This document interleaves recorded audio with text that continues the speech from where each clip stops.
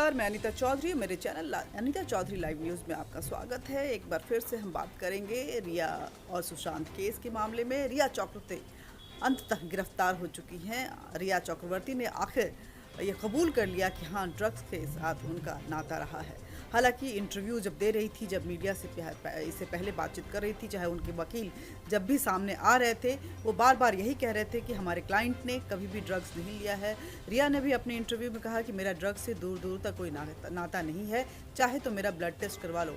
लेकिन जैसे जैसे पूछताछ शुरू हुई और ये लंबी पूछताछ जैसे जैसे शक्ति के साथ आगे बढ़ता गया, रिया चक्रवर्ती टूटती गई।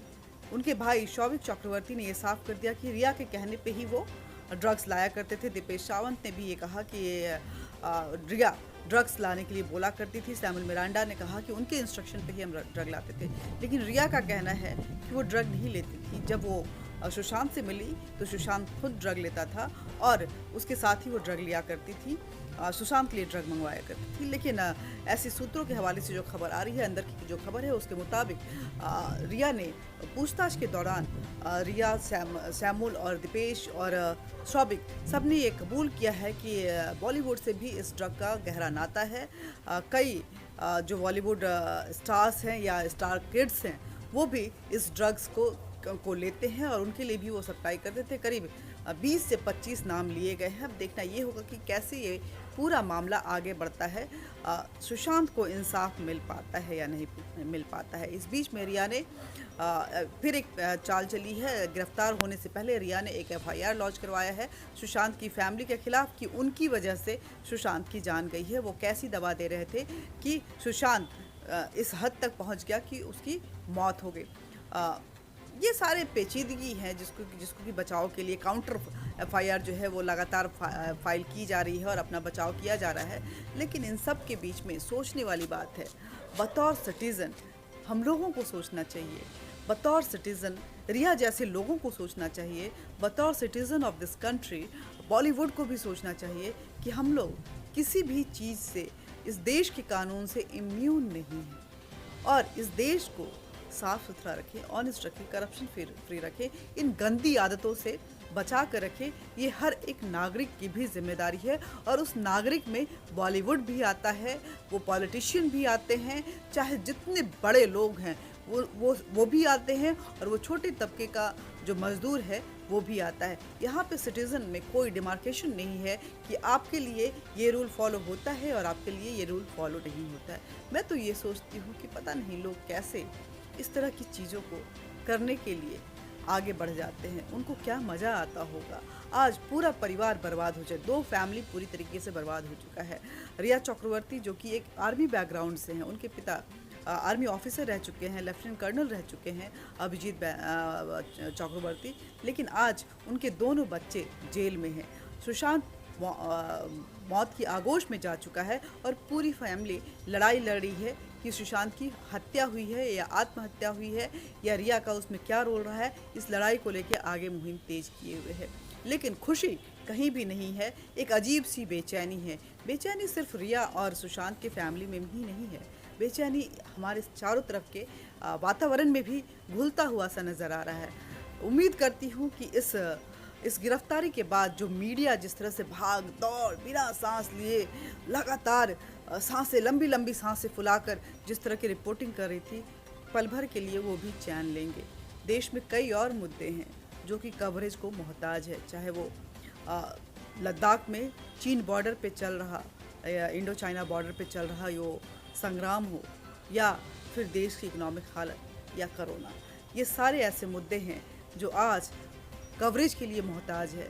वो भी इंसाफ चाहता है कि मेरे बारे में बोलो, ताकि लोग समझ पाएँ कि अवेयरनेस कहाँ आनी है, किस तरह से देश को आगे बढ़ाना है। लेकिन ये सारे मुद्दे गुमनाम से नज़र आ रहे हैं, गुमसुम से नज़र आ रहे हैं। मीडिया को इसकी परवाह नहीं है, ये बौने पड़ गए हैं ये सारे मुद्दे मीडिया के सामने रिया चक्रवर्ती और सुशांत केस के लेकर के। बीजेपी की अगर बात करें तो बहुत अच्छा काम कर रही है बीजेपी। कंगना को Y+ सिक्योरिटी दिया है, क्योंकि बतौर महिला अगर वो जाना चाहती है कहीं पे तो कोई उसको रोक नहीं सकता है। शिवसेना यहाँ पे न जाने किस दिशा में भटकती हुई नज़र आ रही है। मुंबई पुलिस लगातार रिया को प्रोटेक्शन दे रही है और उसके उलूल जुलूल एफआईआर को दर्ज करके उसको सपोर्ट करती हुई नज़र आ रही है। लेकिन इन सब के बीच में जो दर्शक हैं वो किंग कर्तव्य विमूढ़ नज़र आ रहे हैं। उनको समझ में नहीं आ रहा है कि आखिर करे तो वो क्या करे। कहीं से उड़ती फिरती खबर आती है, वो पढ़ते हैं और जब टीवी खोलते हैं तो फिर वही रिया और सुशांत 24/7 चिल्ला चिल्ला के, सांसें फुला फुला के रिया और सुशांत होता है। बता दें कि बहुत ही अहम इलेक्शन भी आने वाला है।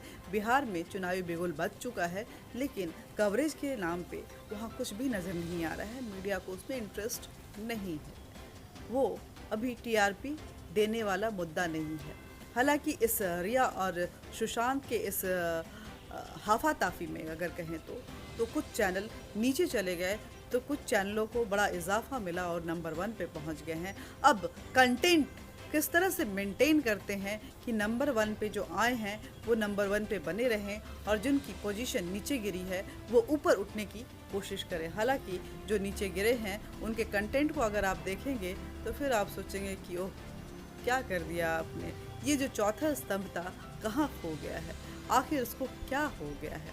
लेकिन बहरहाल इन बातों से परे हम रिया और सुशांत की बात करेंगे। रिया और सुशांत मामले में अहम गिरफ्तारी हुई है। एनसीबी की कोशिश है कि जो ये तो एक छोटे छोटे पेडलर्स हैं जो जिनको कि उन्होंने पकड़ा है, जो बड़ा नेक्सस है उस तक भी ज़रूर पहुंचा जाए और इसका बड़े लेवल पे इसका भांडाफोड़ हो, ताकि मुंबई जो एक हब बनता जा रहा है ड्रग्स को लेकर के, वीड्स को लेकर के, हैश को लेकर के, कोकीन को लेकर के, उसको कंट्रोल किया जाए। और जिस तरह से ये नेक्सस हर घर में घुस चुका है उस पे कहीं ना कहीं लगाम लगाई जाए। कितनी सफलता मिलती है ये देखना होगा। लेकिन सुशांत केस में क्योंकि क्राइम का केस है, सीबीआई उसकी जांच कर रही है, ये ड्रग्स के एंगल को हमने देख लिया, ईडी से मनी ट्रांजैक्शन के एंगल को लेकर के हमें थोड़ी बहुत जानकारी मिल गई है। लेकिन सीबीआई की तरफ से अभी तक कोई भी ऐसा स्टेटमेंट नहीं आया है कि आखिर क्या हुआ था कि 14 जून